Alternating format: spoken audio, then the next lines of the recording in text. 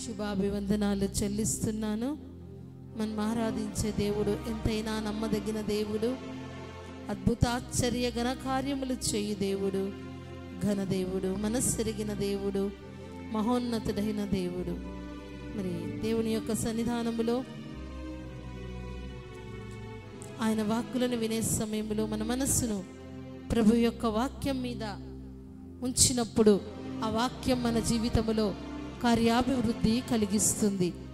మందరం రోమా పత్రిక 8వ అధ్యాయం 28వ వచనాన్ని ఒకసారి అందరం చదువుదాం. బైబిల్ ఓపెన్ చేసి ప్రతి ఒక్కరం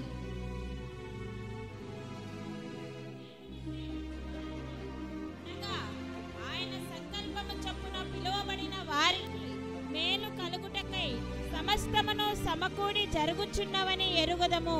ఆమేన్. రోమా 8:28లో దేవుణ్ణి ప్రేమించు వారికి ఆయన సంకల్పము చొప్పున పిలువబడిన వారికి సమస్తమును సమకూడి మేలుకై జరుగునని ఎరుగుదము. ఈ సమయంలో 12వ దిన శిలువ ధ్యానముకు వచ్చిన మనమందరము దేన్ని ప్రేమిస్తున్నాం? ఎవరిని ప్రేమిస్తున్నాం? నీకు మేలు, సమస్తములో మేలు జరగకపోవడానికి కారణం ఏంటి? దేవుణ్ణి ప్రేమించు వారికి, ఆయన సంకల్పం చొప్పున పిలువబడిన వారికి సమస్తము ఈ విషయంలో మేలు జరుగుతుంది, ఈ విషయంలో మేలు జరగదు అని ఉండదు. ఖచ్చితంగా నీవు దేవుణ్ణి ప్రేమిస్తే, దేవుని మీద ఆధారపడి ఆయనను ప్రేమించగలిగినట్లయితే సమస్తాన్ని దేవుడు సమకూర్చి మేలుకే జరిగిస్తాడు. ఈ దినమున నువ్వు ఒక విషయాన్ని గమనించు. కొన్ని విషయాల్లో మేలు జరుగుతున్నాయి, కొన్ని విషయాల్లో మేలు జరగకపోవడానికి, కొన్ని విషయాలను బట్టి దేవుని పక్కన పెడుతున్నావేమో, కొన్ని విషయాలను బట్టి నీ భక్తిలో దేవునికి దూరం అవుతున్నావేమో, కొన్ని విషయాలను బట్టి ప్రభా ఈ ఒక్క విషయంలో తండ్రి నేను మీ మాటను వినలేకపోతున్నాను అంటున్నావు. ఆ ఒక్క విషయమే దేవునికి నీకు మధ్య అడ్డుగోడగా ఉండిపోయి సమస్త మేలులు పొందుకోలేనటువంటి అనుభవములో ఎంతోమంది ఉంటున్నారు. ఒకనొక షాప్లో, ఒక గోల్డ్ షాప్లో మరి ఆ గోల్డ్ వజ్రాలు అన్నీ ఉన్నాయి. మరి ఆ షాపు మరి చక్కటి మంచి రన్నింగ్లో ఉన్న షాప్ ఉందట. ఆ షాప్లో ఒక ఎలుక ఒక వజ్రాన్ని మింగేసిందట. ఆ వజ్రం ఏమైపోయింది అని కెమెరాలో చూస్తే ఆ సీసీ కెమెరాలో ఆ షాప్ ఓనర్కి కనిపించింది. ఏం తినేసింది? ఆ వజ్రాన్ని ఎలుక తినేసింది. మరి ఆ ఎలుక తినేసి చాలా ఎలుకలు ఉన్నాయంట.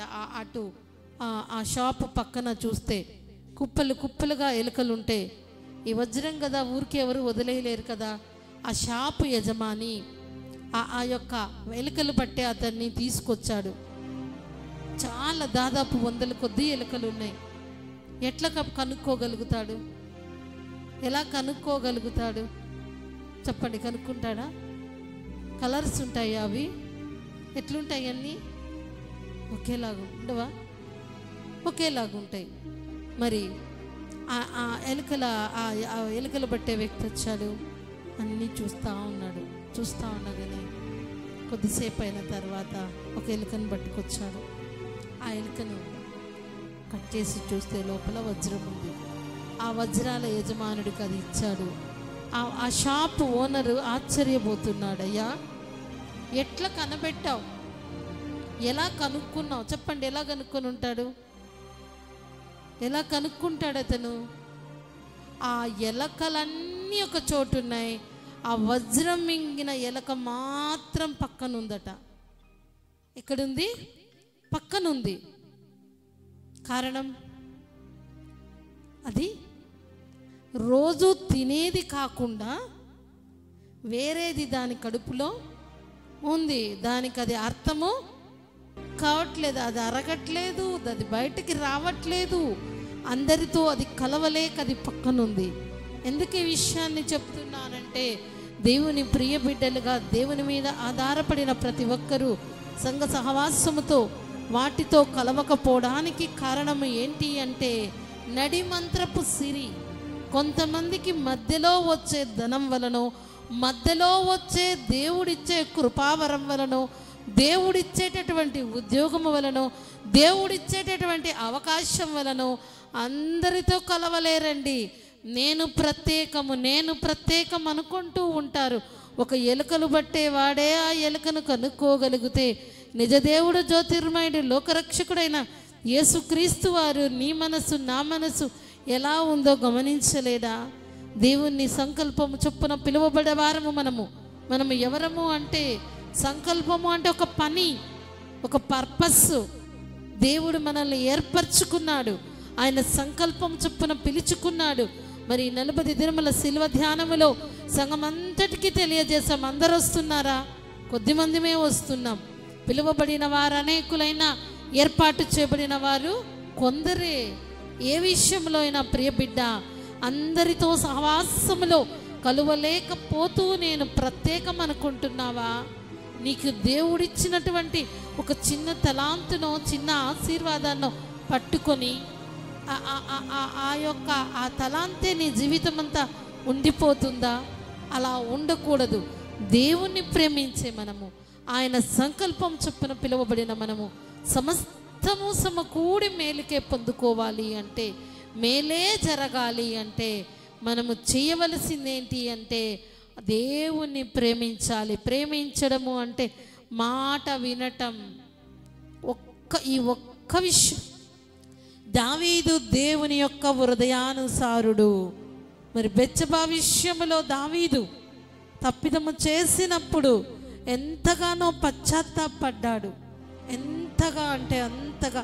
ఆ ఒక్క విషయంలో తప్పిపోయానులే, క్షమించు ప్రభా అనలేదు, కానీ చేసిన తప్పును బట్టి ఎంతో పశ్చాత్తాపడ్డారు. అదే ఆదాము అవ్వలు ఆ పండు విషయంలో ఒక్క దాంట్లో మేము తప్పు చేశాము, మనల్ని క్షమించమని అడగలేదు, కానీ కారణాలు చెప్పేవారుగా ఉంటే విజయాలు పొందుకోలేరు. ఎవరైనా ఏం చెప్పకూడదు? కారణాలు చెప్పకూడదు. విన్నపాలు చేసుకునేవారుగా ఉన్నప్పుడే ప్రభు సన్నిధానంలో విజయాలను పొందుకుంటారు. ఆ కారణంతో చెప్తున్నాడు కదా, ఆదాము అవ్వలను ఎక్కడున్నారు మీరు అంటే, ఎక్కడున్నారు వాళ్ళు? అప్పటి వరకు దేవుడు వచ్చినప్పుడు తండ్రి అయిన దేవునితో చక్కగా మాట్లాడేవారు ఎక్కడున్నారు? దాక్కున్నారు. కారణం, తప్పు చేసినప్పుడు దాక్కున్నారు. మరి అడిగినప్పుడు ఆ ఆదాము చెప్పవలసిన మాట, దేవా తిన్నామయ్యా క్షమించుమయ్యా అనలేదు, కానీ నీవు నా తోడు కొరకిచ్చావు చూడు.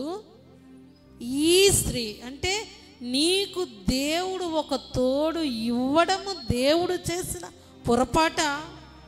నీ పొరపాటును దాని మీద మోపడమా?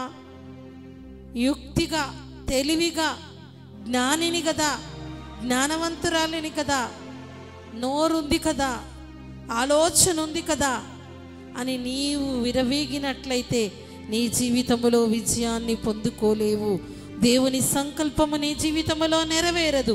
నెరవేరాలి అంటే ఈ దినముల సిలువ చెంతకు చేరిన నీవు ఆ సిలువ చెంతలోనున్నటువంటి దేవుని కృప పొందుకోవాలి అంటే ఆయన సంకల్పములోనే ఉండాలి. ఆయన చిత్తము నీ జీవితములో నెరవేర్చబడాలి. ఆయన కృప కొరకు కనిపెట్టుకుని ఉండాలి. నెపాలు చెప్పుకుంటూ, కారణాలు చెప్పుకుంటూ, కొంతమందికి భలే కారణాలు చెప్తారండి. ఏమ్మా చర్చికి రావట్లేదంటే, అప్పుడంటే ఖాళీగా ఉన్నా, ఇప్పుడు నేను బిజీ. ఏం బిజీ అంటే, మార్నింగ్ నుండి నేను డ్యూటీకి వెళ్తాను, ఈవినింగ్ నేను రెస్ట్ తీసుకుంటాను. సండే ఎందుకు రాలేదంటే, మండే నుంచి సాటర్డే వరకు డ్యూటీ, సండే షాపింగ్. ఏమ్మా చర్చ అయిపోయాక షాపింగ్ చేయొచ్చు కదా. అన్ని షాప్స్ ఈవినింగ్ ఉండవు, మార్నింగ్ అవుతే షాపింగ్స్ అన్నీ ఉంటాయి. మరి దేవుడి సన్నిధికి ఎప్పుడు వస్తావు? చూస్తా, ఆలోచిస్తా. ఏం చేస్తారంట? అది నిజంగా అట్లా ఉండకూడదు. దినం దేవుని సన్నిధిలో ఉన్న మనం ప్రాణం ఉన్నంత వరకు దేవుని ప్రేమించాలి.